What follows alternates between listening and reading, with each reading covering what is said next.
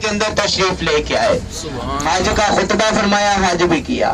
ایسا وہ انبیاء کرام یہاں پہ آئے، حج کیا، صحابہ کرام یہاں پہ آئے، حج کیا، تابعین تبع تابعین یہاں پہ آئے، حج کیا، فرشتے بھی یہاں پہ آئے، قرآن پاک کا نزول بھی ہوا یہاں پہ۔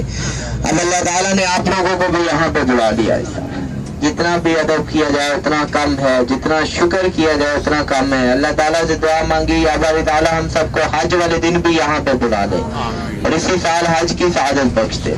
ایسا نبی پاک صلی اللہ علیہ وسلم نے اپنی ساری زندگی میں کتنے حج کیے تھے بلا؟ صرف ایک حج فرمایا۔ آپ صلی اللہ علیہ وسلم نے اس حج کا خطبہ اسی میدان کے اندر فرمایا، اونٹنی پر بیٹھ کے، جس اونٹنی کا نام تھا قصوہ۔ کیا نام تھا؟ قصوہ۔ قصوہ نامی اونٹنی پر بیٹھ کے نبی پاک صلی اللہ علیہ وسلم نے حج کا خطبہ فرمایا اور اس خطبہ کے اندر لمبی ترین دعا بھی مانگی۔ اسی خطبہ کے اندر سود کو حرام قرار دیا، اسی خطبہ کے اندر غلاموں کے ساتھ اچھے سلوک کا حکم فرمایا، اسی خطبہ کے اندر فرمایا کہ میں 2 چیزیں چھوڑ کے جا رہا ہوں آپ کے پاس، ایک نماز، ایک قرآن پاک۔ اسی خطبہ کے اندر آپ صلی اللہ علیہ وسلم نے فرمایا کہ آج کے دن اللہ تعالیٰ نے دین کو مکمل کر دیا ہے، اب کسی گھوڑے کو کالے پر، کسی عربی کو اجمی پر اور کسی امیر کو غریب پر کوئی فضیلت حاصل نہیں ہے۔